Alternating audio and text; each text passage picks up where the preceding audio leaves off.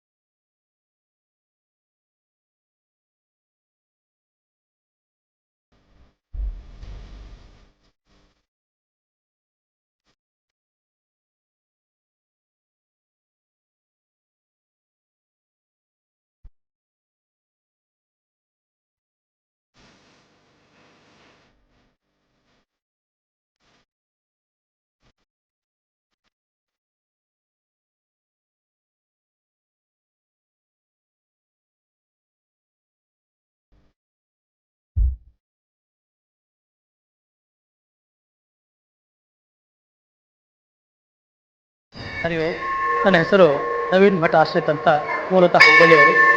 ಈ ಗುರು ಸೇವೆ ಮಾಡಿದ್ದು ಎಷ್ಟು ವರ್ಷ? ಇಲ್ಲಿ ಸುಮಾರು ನಾವು 17 ವರ್ಷ ಆಯಿತು ಇಲ್ಲಿ ಮಾಡ್ತಾ ಇದ್ವಿ. ಕನ್ಸ್ಟ್ರಕ್ಷನ್ ಆಗಿ ಎಷ್ಟು ವರ್ಷ ಅದು? 2004 ಆಗಿದೆ.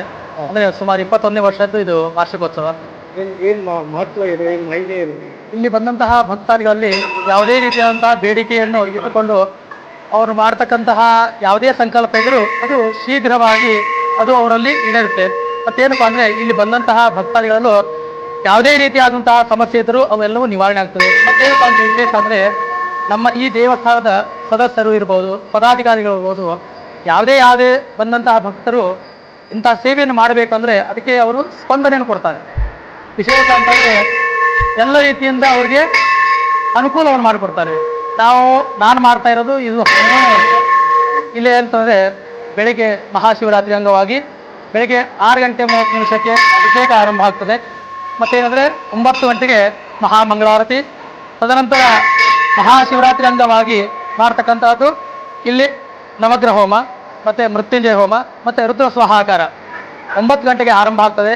11:30 ಪೂರ್ಣಾಹುತಿ ಆಗ್ತದೆ. ತದನಂತರ ಮಹಾಮಂಗಳಾರತಿ ಬಂದಂತಹ ಭಕ್ತರಿಗೆ, ಸೇವೆ ಸಲ್ಲಿಸಿದಂತಹ ಭಕ್ತರಿಗೆ ಪ್ರಸಾದ ವಿತರಣೆ ಇರ್ತದೆ. ಮತ್ತೇನಪ್ಪ ಅಂದರೆ ಬೆಳಗ್ಗೆ 9 ಗಂಟೆಯಿಂದ ಆರಂಭವಾಗಿ ಸಾಯಂಕಾಲ ಅಂದರೆ 10 ರಿಂದ 10:30ವರೆಗೂ ಎಲ್ಲರಿಗೂ ಫಲಪಂಚಾಮೃತ ವಿಶೇಷವಾಗಿ ಈ ದೇವಸ್ಥಾನದಲ್ಲಿ ಕೊಡ್ತಾರೆ. ಈ ಶ್ರೀ ಕಾಶಿ ವಿಶ್ವನಾಥ ದೇವಸ್ಥಾನ ಇದು 21ನೇ ವರ್ಷದ ವಾರ್ಷಿಕೋತ್ಸವ.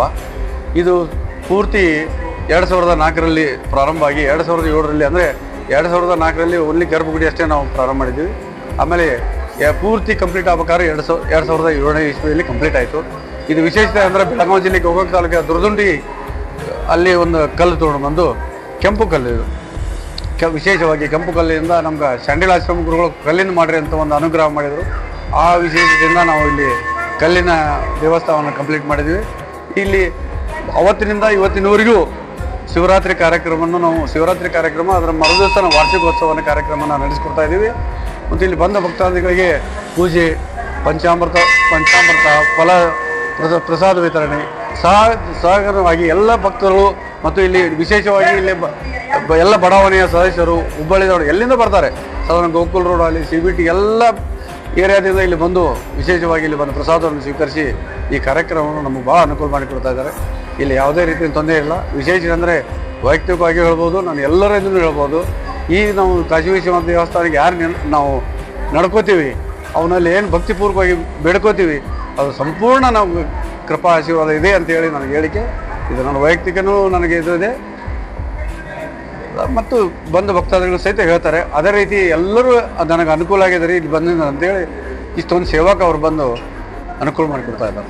ಸುನೀಲ್ ಗುಮಾಸ್ತಿ ಅಂತೇಳಿ ನಾವು one of the committee member.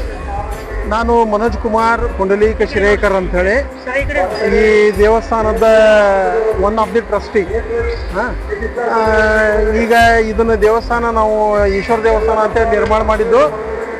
ಈ ಈಶ್ವರ ಲಿಂಗನ್ನ ನಾವು ಧಾರಡಿ ಕುಂಡ ಅಂಥೇಳಿ ಐತಿ, ಮಧ್ಯಪ್ರದೇಶ ನರ್ಮದಾ ವ್ಯಾಲಿದೊಳಗೆ ಇರುವಂಥದ್ದು. ಅಲ್ಲಿಂದ ಇದನ್ನು ಕೈಯಿಂದ ಕೈಯೊಳಗೆ ಹೊತ್ಕೊಂಡು ಬಂದಿದ್ದು ಲಿಂಗು. ಹ್ಞೂ ರೀ. ಅವಾಗ ಒಂದು ನಮ್ಮ ಶಾಂಡಿಲಾಶ್ರಮದ ಸ್ವಾಮಿಗಳ ಒಂದು ಇದರ ಆಶೀರ್ವಾದದಿಂದ, ಆಮೇಲೆ ನಮ್ಮ ಗಾಯತ್ರಿ ತಪೋಭೂಮಿ ಅವರ ಆಶೀರ್ವಾದದಿಂದ ಇದು ಒಂದು ನಾವು ಇದನ್ನ ಈಶ್ವರ ದೇವಸ್ಥಾನನ ಕಟ್ಟಿದ್ದೀವಿ. ಈ ಲಿಂಗುನ ಪ್ರತಿಷ್ಠಾಪನೆ ಮಾಡಿದ್ದೀವಿ. ಮತ್ತು ಈ ಲಿಂಗುವಿನ ದರ್ಶನದಿಂದ ನಿಮ್ಮ ಅನೇಕ ಕಷ್ಟಪಟ್ಟಲೆಗಳು ದೂರ ಆಗ್ತಾವ್ರಿ. ಇದು ಸರ್ವವಿದಿತ. ಇದನ್ನು ನೀವು ಬೇಕಾದ್ರೂ ಪರೀಕ್ಷೆ ಮಾಡ್ಕೋಬಹುದು. ಇಂಥದ್ದೊಂದು ಇದನ್ನ ಐತಿ ಈ ಸನ್ನಿಧಿ ಒಳಗೆ. ಮತ್ತು ಈಗ ನೀವ ನೋಡಾಕತ್ರಿ, ಯಾರಿಗೂ ಏನು ಆಮಂತ್ರಣ ಇರಂಗಿಲ್ಲ.